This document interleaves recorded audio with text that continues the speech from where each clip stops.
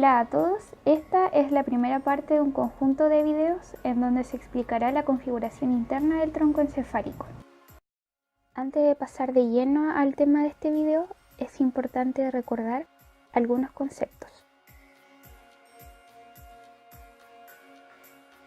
Recordemos que en el proceso embriológico nos encontramos con estructuras a cada lado del tubo neural. Por un lado tenemos el desarrollo de las placas basales y alares, producto de la multiplicación de los neuroblastos que se encuentran en la capa del manto.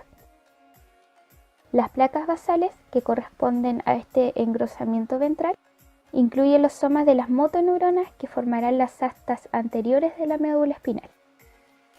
Y las placas alares, que son estos engrosamientos dorsales, corresponden a regiones sensitivas que conformarán las astas posteriores de la médula espinal.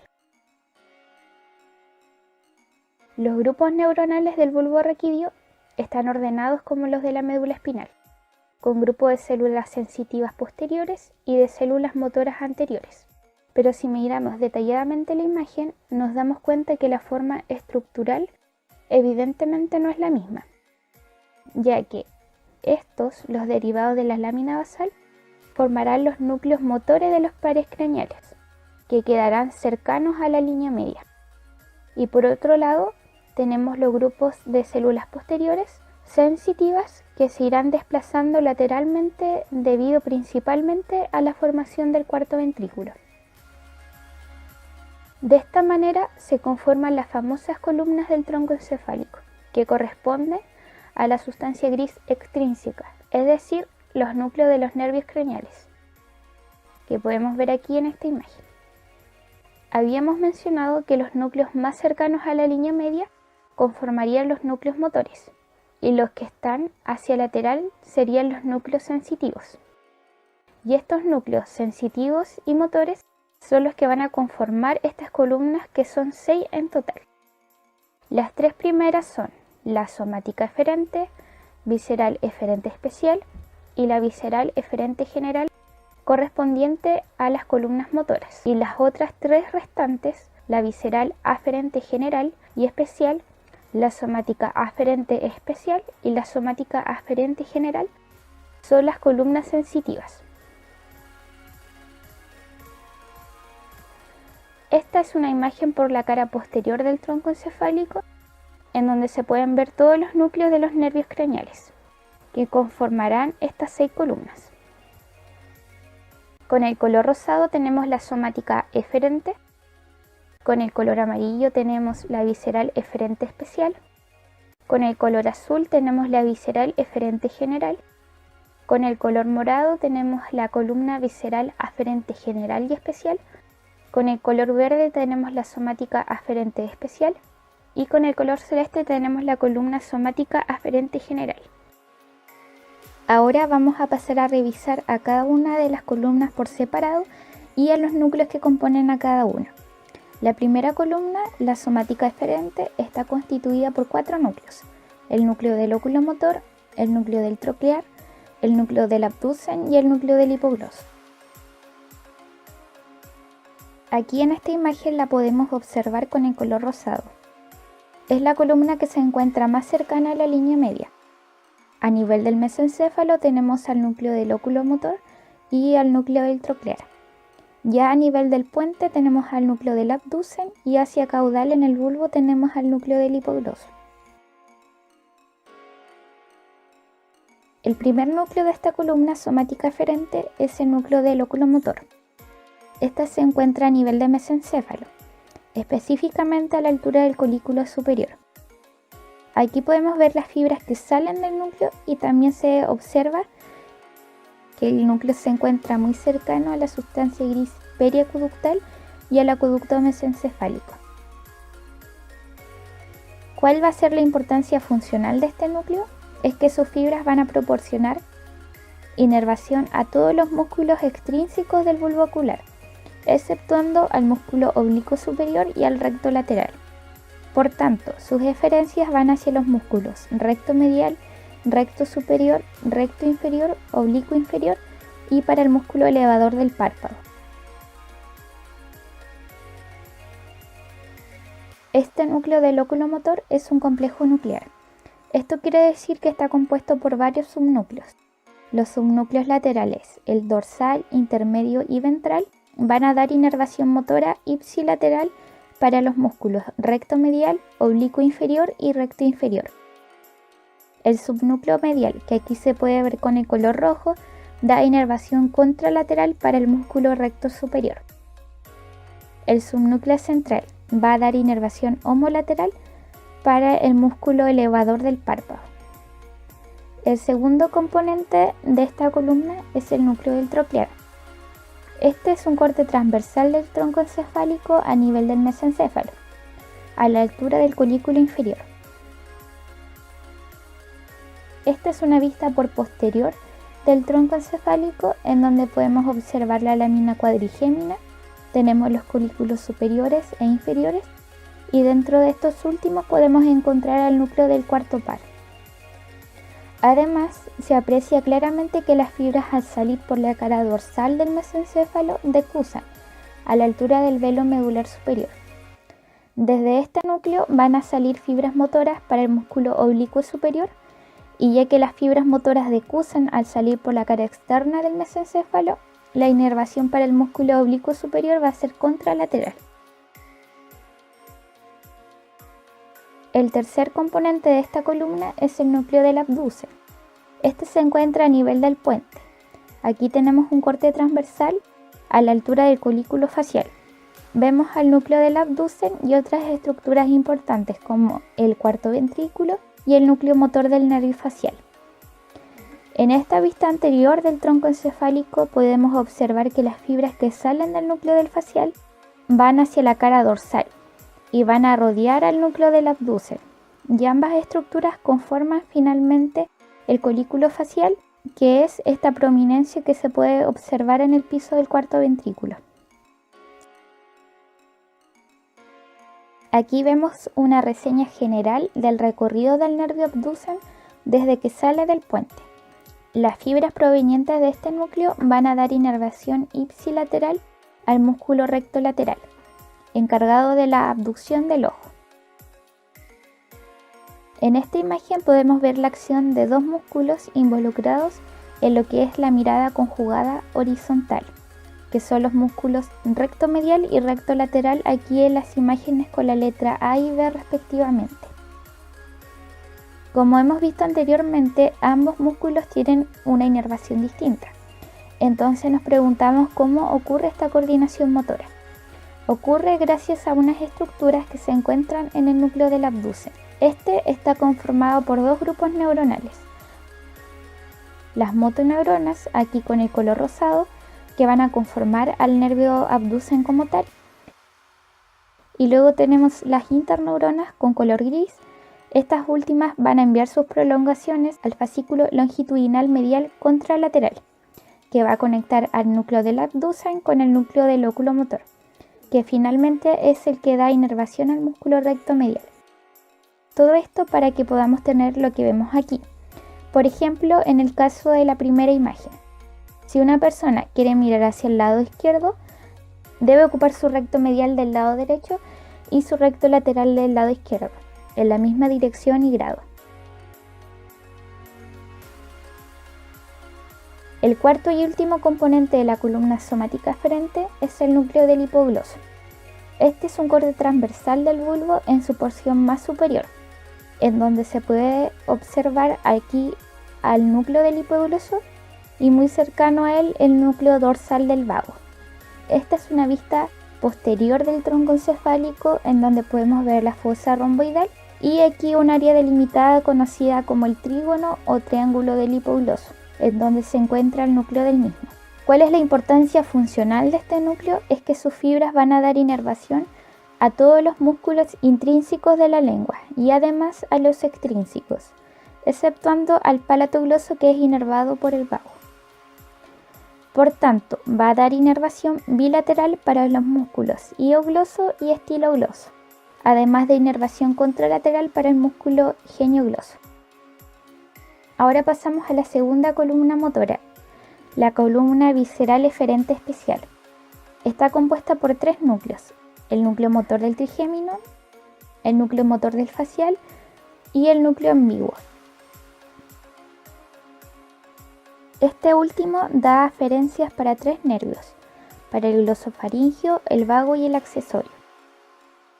Esta columna tiene como función la inervación de los músculos derivados de los arcos branquiales. Aquí en esta imagen está representada con el color amarillo. A nivel del puente tenemos al núcleo motor del trigémino y del facial, y a nivel del bulbo tenemos al núcleo ambiguo. El primer componente de esta columna es el núcleo motor del trigémino. Este núcleo se encuentra a nivel del tegmento pontino, muy cercano al núcleo sensitivo principal del quinto par. En la imagen podemos observar al núcleo motor del trigémino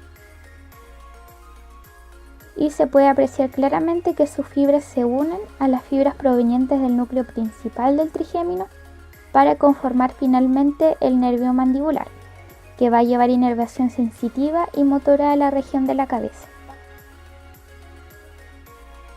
Las fibras motoras que salen de este núcleo proporcionan inervación a los músculos derivados del primer arco branquial, los músculos de la masticación, al músculo massétero, al temporal, al pterigoideo lateral y medial, además de otros músculos que no se ven aquí, como el músculo tensor del velo del paladar, al miloioideo, el vientre anterior del músculo digástrico y al músculo tensor del tímpano. El segundo componente de esta columna es el núcleo motor del facial. Este también se encuentra a nivel del tegmento pontino y, como habíamos mencionado anteriormente, las fibras provenientes de este núcleo salen por la cara dorsal del puente y rodean el núcleo del abducen, para luego salir por la cara ventrolateral del tronco encefálico. Aquí se pueden ver los axones que salen del núcleo y se le da el nombre de rodilla del nervio facial. Además se observa las proyecciones corticales de tipo bilateral y contralateral para el núcleo motor del facial. La importancia funcional de este núcleo es que va a dar inervación a los músculos derivados del segundo arco branquial, los músculos de la expresión facial.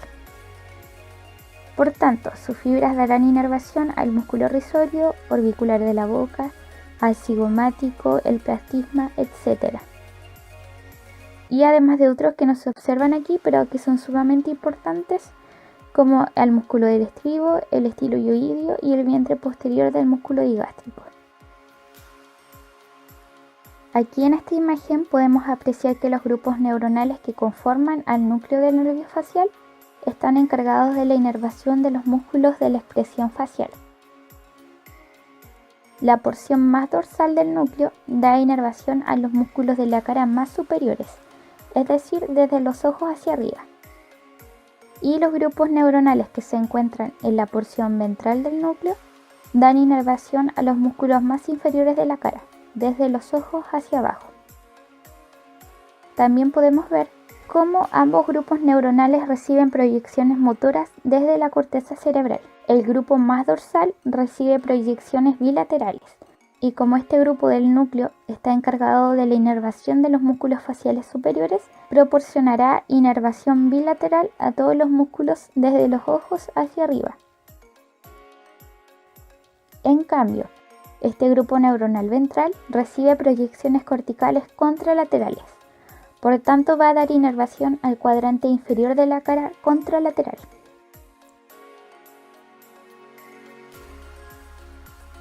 El tercer y último componente de la columna visceral eferente especial es el núcleo del ambiguo. Este núcleo se encuentra a nivel del bulbo. Aquí tenemos un corte transversal en donde se observa que está entre dos estructuras: el núcleo del tracto espinal del trigémino y el núcleo olivar inferior. Este núcleo está dividido en 3 porciones, y estas porciones van a dar origen a fibras motoras que van a viajar a través de 3 nervios diferentes: la porción más rostral o el tercio superior para el nervio glosofaringio, el tercio medio para el nervio vago y la porción más caudal o el tercio inferior para el nervio accesorio. En esta imagen podemos ver la porción más rostral del núcleo, que va a dar fibras para el nervio glosofaringio. En esta otra imagen podemos ver la porción un poco más inferior del núcleo, que va a dar fibras para el nervio vago, y la porción más caudal dará fibras para el nervio accesorio. Este último es bastante polémico porque varios autores no lo consideran parte del núcleo ambiguo, ya que tradicionalmente solo se le considera la inervación a dos músculos que no son provenientes de los arcos branquiales. Pero varios autores coinciden en que este núcleo del nervio accesorio tiene dos raíces, una raíz craneal y una raíz espinal. Esta raíz craneal se va a unir a las raicillas del nervio vago, como vemos aquí, para conformar el nervio laríngeo recurrente, que dará inervación a los músculos de la laringe, que sí son provenientes de los arcos branquiales, y la raíz espinal es la que va a dar inervación a los músculos que no derivan de los arcos branquiales.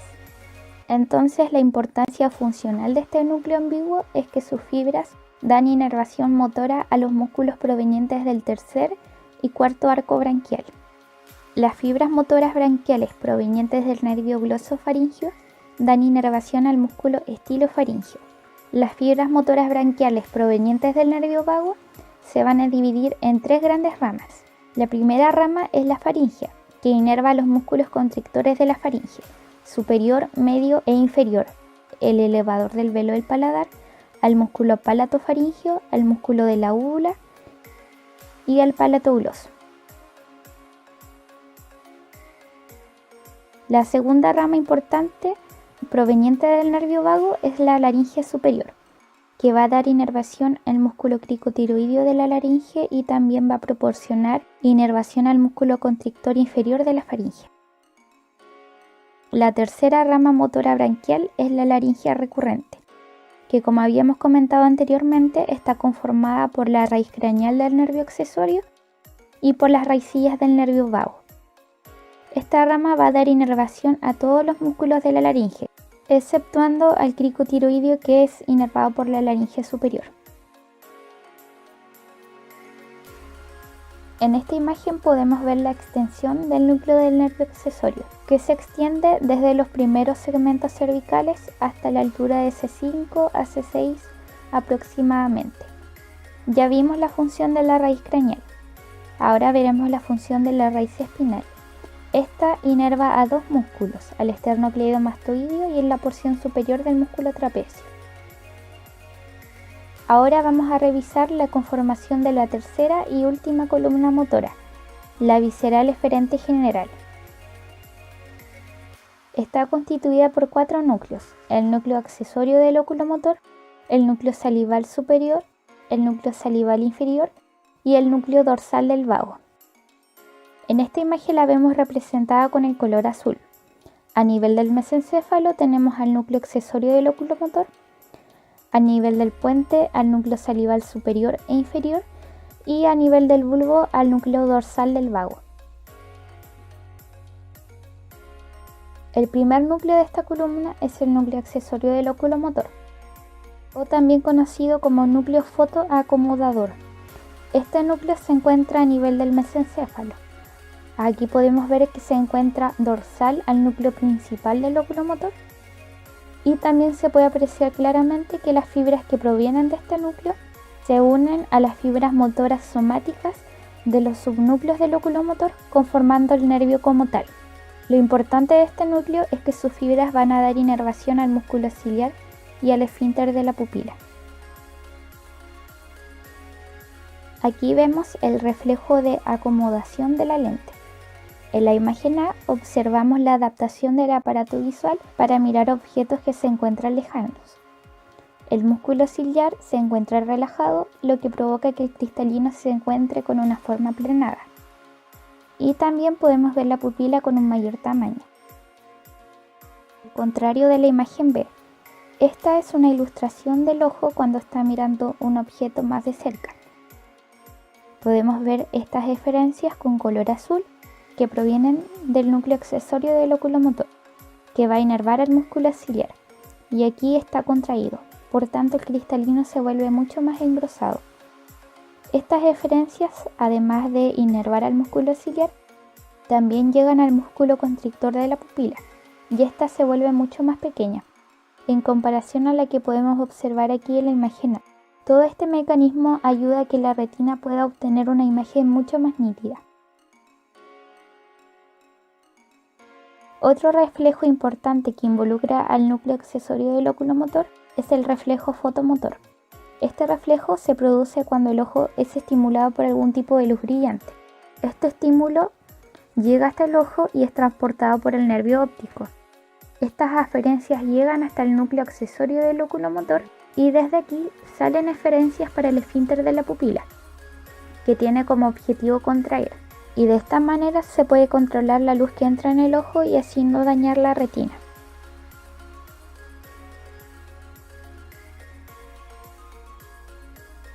El segundo núcleo es el salival superior.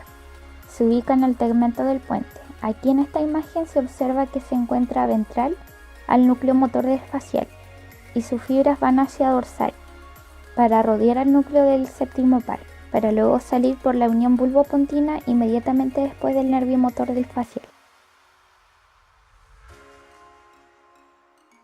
Lo importante de este núcleo es que envía fibras parasimpáticas que van a inervar a las glándulas submandibular, sublingual, las glándulas menores en el piso de la boca, las glándulas lagrimales, glándulas mucosas nasales, del paladar duro y blando y los senos paranasales.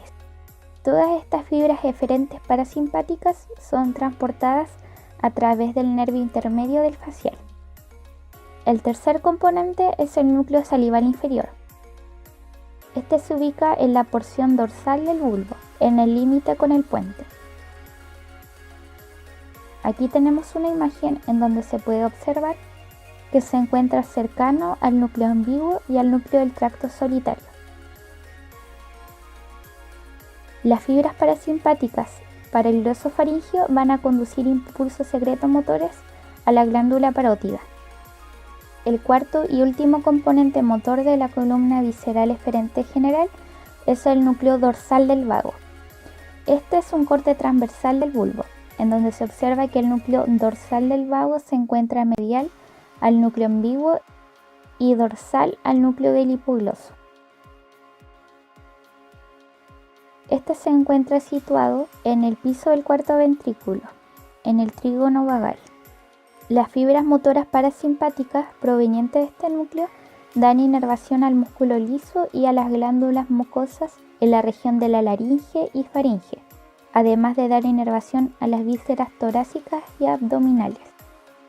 Algunas funciones de este núcleo son: inerva los pulmones para producir broncoconstricción, inerva el músculo liso del esófago para aumentar el peristaltismo, inerva el corazón para producir bradicardia, inerva las glándulas gástricas y músculo liso del estómago e intestino, entre muchas otras funciones.